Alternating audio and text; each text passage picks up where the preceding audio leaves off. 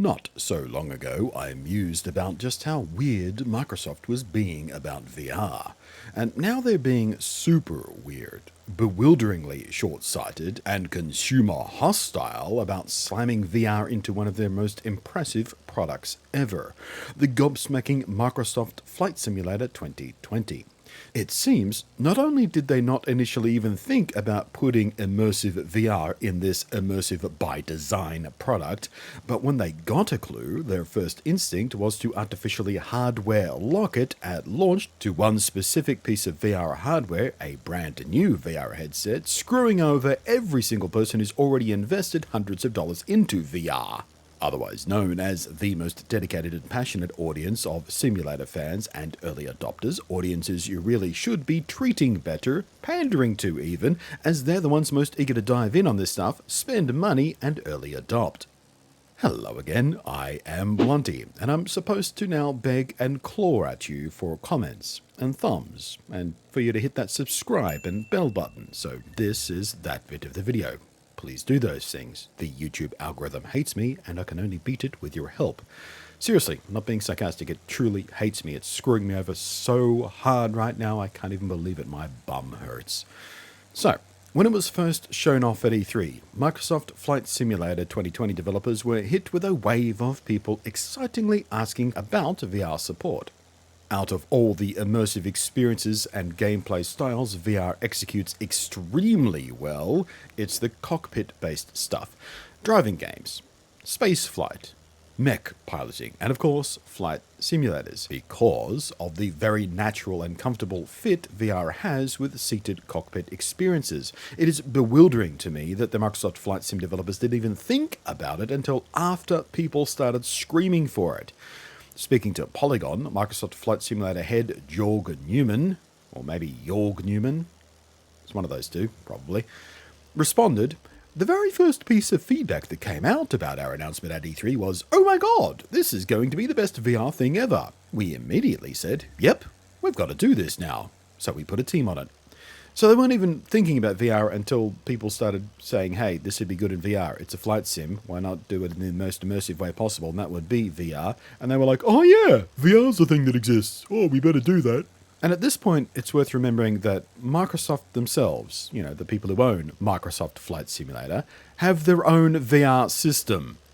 Microsoft invested a whole bunch of effort and money into creating their own virtual reality hardware standard, which instead of just making the units themselves, they licensed out to a bunch of other manufacturers, the likes of Samsung, HP, Lenovo, Dell, those tiny companies. So customers had choices, which was great.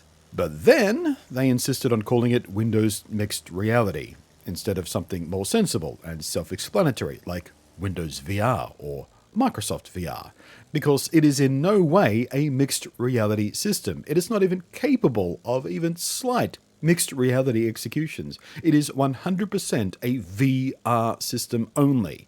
Mixed reality, augmented reality, and virtual reality share some hardware commonalities in the way they track and the lenses and things, but in execution and use, they are very different beasts.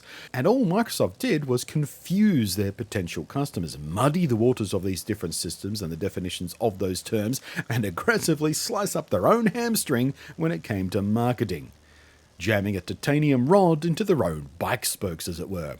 And so Windows Mixed Reality floundered in consumer confusion and comparative obscurity next to the much better marketed likes of the HTC Vive and Oculus Rift.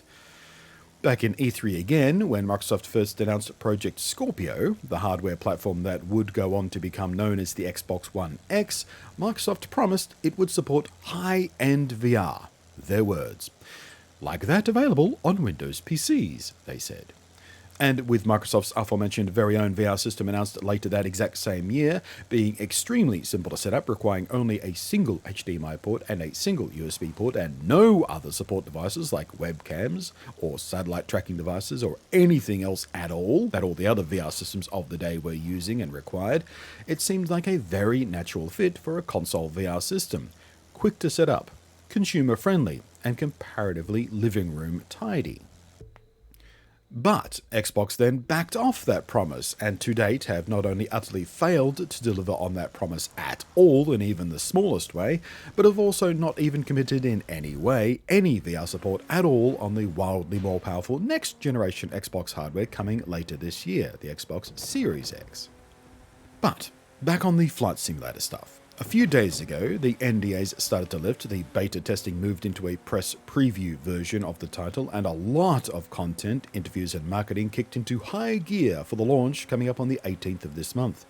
Until this point, developers would say of VR support that, yes, they're thinking about it, they're working on it, they're tinkering with it, but never committed to it being included at launch, or even a vague window of availability at all was just out of the question. They just weren't saying anything about it, like they were unsure whether they could even make it work, because they started working on it so late in development, presumably.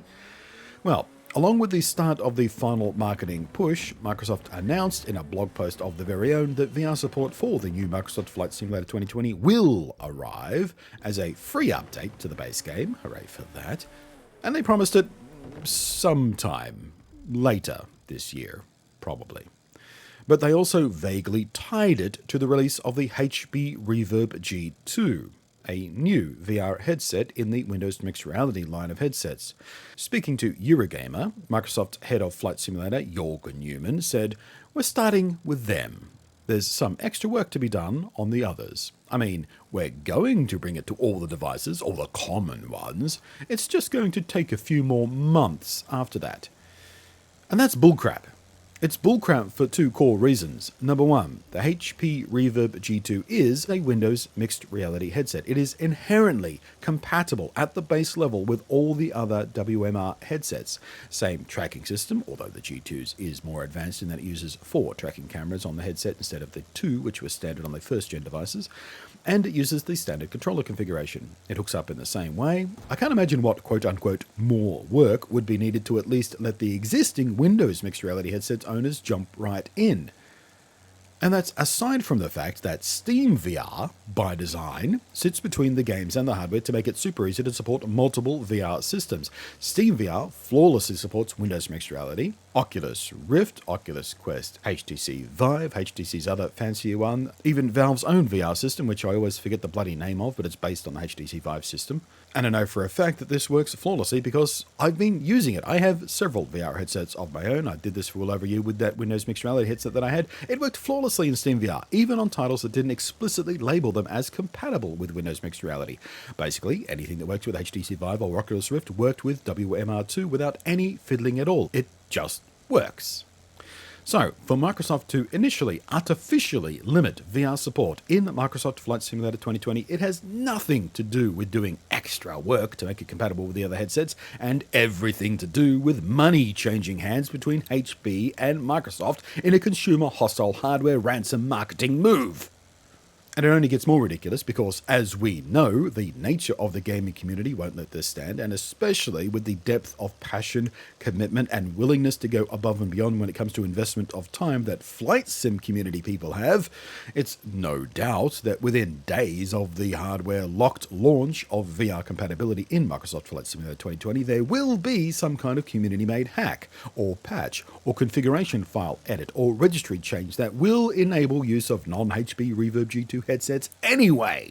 So all Microsoft are doing here is pissing off the most passionate and dedicated of their user base for no good reason, for something that will inconvenience existing players, that they'll force them to hack the game open and circumvent their bullcrap anyway. It's infuriating, and just another example of Microsoft's complete lack of vision, perspective, consumer respect and understanding of the gaming and simming community at all. They seem so out of touch with this stuff. I mean, hell, even EA of all publishers are going to deliver a cockpit-based game, albeit a very different one in the form of Star Wars Squadrons, which on launch, at day one, on hour one, will not only support multi-platform VR, so it doesn't care what VR headset you're using, but it also comes with cross-platform play, even allowing VR and non-VR players to play together against each other or team up together, regardless of which VR headset they're using or even on which damn platform or console or PC they're using. It is utterly agnostic right from day one, focusing only on supporting the player base and allowing people to play how they want to play, with who they want, when they want, and with what hardware they want, with no artificially imposed restrictions at all. And that's friggin' one of the most consumer hostile monsters in all of gaming corporatedom. And Microsoft won't even let people already invested in VR hardware use what they've already got when they launch VR with this thing. It's 100% unacceptable. So, share this video in your own outrage, or maybe just share it in bewilderment about how stupid Microsoft are being, or maybe just play devil's advocate, share it around and tell me all about how this is reasonable and acceptable move from a company the size of Microsoft and from a project on the unprecedented scope and scale of Microsoft Flight Simulator 2020. Meanwhile, thank you very much for making it all the way through the video. Thank you especially to the patrons who are going above and beyond for their support on this channel. You're making a real difference. Thank you very much for that. And to the rest of you, thank you if you've left a comment, done the thumb, done the subscribe, done the bell, all that kind of stuff. I am Blunty, and I will catch you next time.